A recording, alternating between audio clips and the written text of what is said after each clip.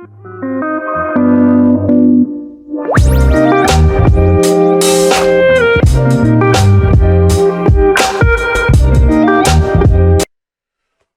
going on, YouTube? Legend here once again, this time at you again with some more One Piece. That's right, One Piece chapter 1017 and 1018. Yeah, so we're going to do a review on those chapters. A lot has happened, but it's going to be talked about because it mainly focused on a couple things.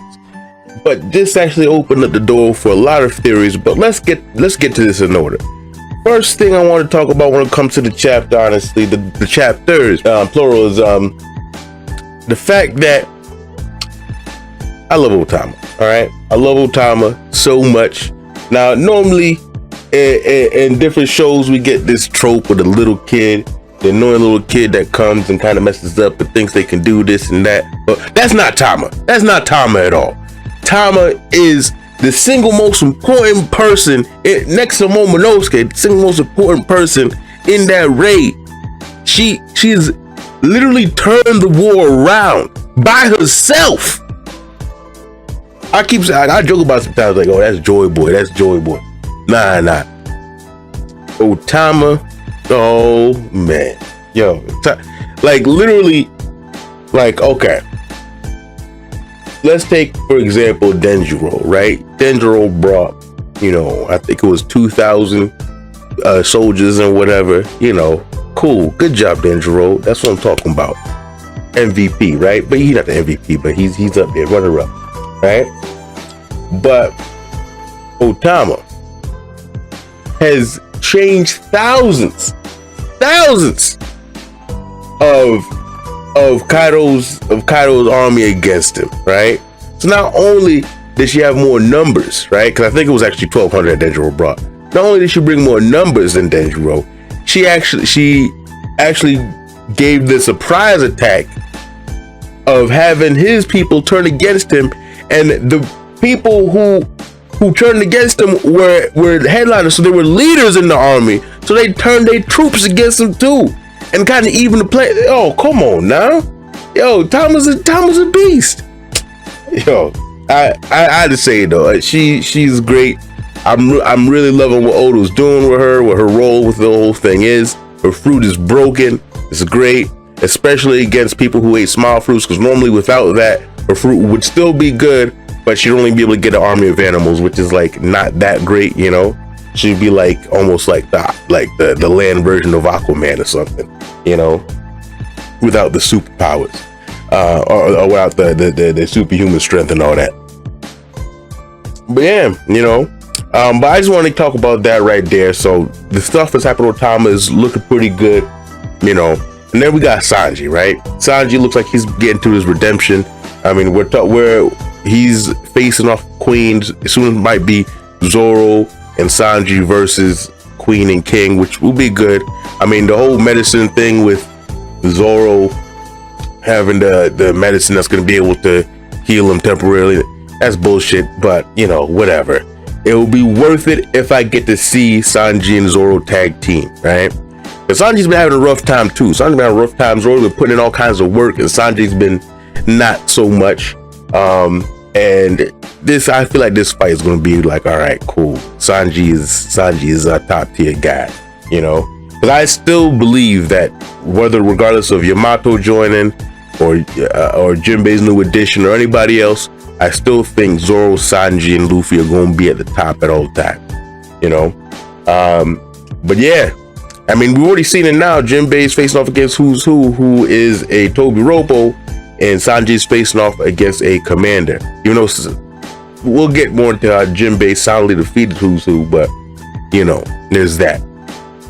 But yeah, so I'm actually looking forward to that. I think we're gonna focus on that much later on, after we're done dealing with Robin and her fight against Black Maria, after we're done dealing with Frankie's fight, after we're done dealing with Jinbei and all that stuff. I think after all that, after we deal with Yamato and on the roof with Kaido, I think after all that, then we'll focus on Sanji and Zoro and King and Queen, and we'll be able to see all that stuff there. But yeah, that's what I think about when it comes to that. But now the meat and potatoes here. All right, now both these chapters focus a lot on Jinbei and who's who.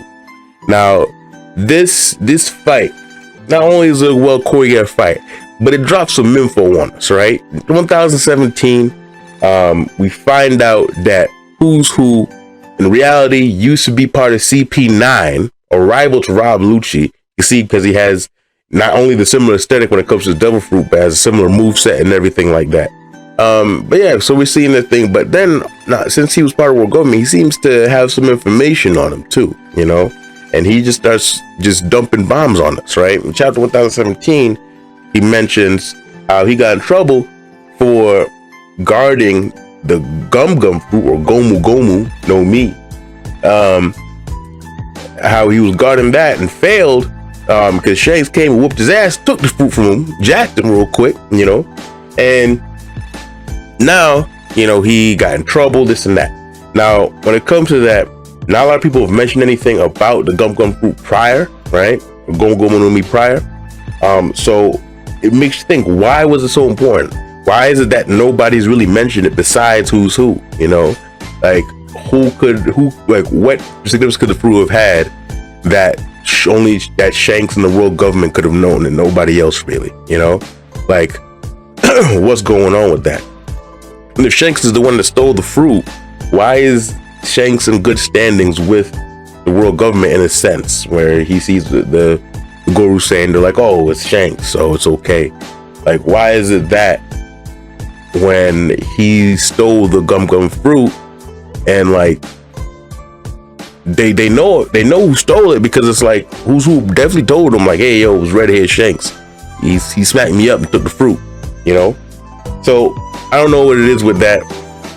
I don't know what's going on when it comes to that. We'll see how it works. I have faith in order to see how that comes to be.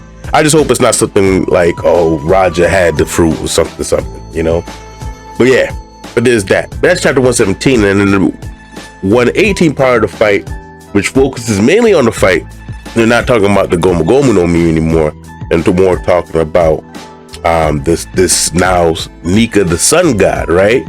You know, and I like that part right here, because, you know, I always say that the fishermen are the black people of One Piece, and I always hate when, you know, always come with different groups, different animes, and be like, oh, these are the black people of this, the Saiyans are the black people, the Namekians are the black people, the Cheese are the black people, yada yada. Nah, the fishermen are black people, all right? The fishermen are the black people of One Piece, all right? Everything else is a reach, a stretch, no, all right? And then here we come with Jinbei holding it up for the culture, you know? Who's who say something slick? Jinbei come. We don't do that over here. We don't do that. We don't do that here. We don't do that over here. Calm that down. I kind of like how the dialogue when it came to that and whatever. And as you see, Jinbei, who's usually really level-headed and cool, loses his cool after these racist remarks. And it's not really the racist remarks that really got him, because he just kind of just like, yeah, we don't do that, you know? But it's more so the mention of the sun god, right? And saying that the fisherman's history is just slavery, you know? I think that's really where he got him, because it's like, I feel like the sun god means something to them. So to somebody to come and try and appropriate the sun god and just bringing up something that's important to the fishermen, while at the same time demeaning the fishermen, saying that their history is only slavery, it's like, that must have pissed him off in some way, because Jinbei has to know a lot about this sun god, right? He has a fucking sun tattooed on his chest.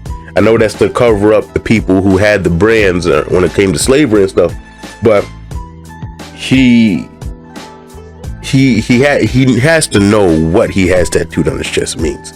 He has to know, you know. And we know the sun god has been mentioned in other places throughout the series or whatever, very, very briefly, by Mother Karma on Big Mom's flashback, and also back in Sky Pier arc flashback or whatever, when they were talking about the sacrifice and everything like that. So the sun god, we'll see who that is. We don't know if sun god and Joy Boy are one of the same. The sun god is somebody else. Some people even saying maybe the sun god is the one that used to have the Gomu Gomu no Mi, you know? Who knows? Maybe that connects But now I'm interested in knowing more about this sun god and what the sun god does and stuff like that. But yeah, and also too, then fight Jinbei, punch him in who's who in his face, you know, for talking reckless. That's what I'm talking about. Don't know if the fight's over after that. It might be, but there might be more to the fight and where it wraps up and stuff like that. We'll see. But if the fight is over at this point, I mean, I'm okay with that. You know, it's fine. You know, I mean, I would like, if anything, I would like to see that who's who is able to awaken his fruit, which would be pretty cool. But if he doesn't, I mean, I'm fine with that. I'm more so wanting that Kaido and Queen and King can awaken their fruits. That's more so what I'm focused on when it comes to fruit awakening. But yeah, but those are the chapters right there. I won't make this go on too long. Just wanted to give you my thoughts on what I thought about these chapters and all that stuff. But yeah, if you like this video, if you like the content, you know, click the like button down there below. Also comment your thoughts on what you thought about the chapter. What did I mention? You know, what do you want to add to what I didn't mention? You know, let me know your thoughts down below there. And also don't forget to subscribe to the channel, so you get more content like this. And click the bell so you're notified whenever I do upload a video. All right. I even have and if you like video games too, I have some Genshin content up now that I don't normally post, but I feel like I'm gonna start doing that too. Just kind of always just make videos of stuff that I'm interested in, you know, and hopefully you guys are interested in it too. Let me know if you are. All right, and I'll end the video there. Legend out.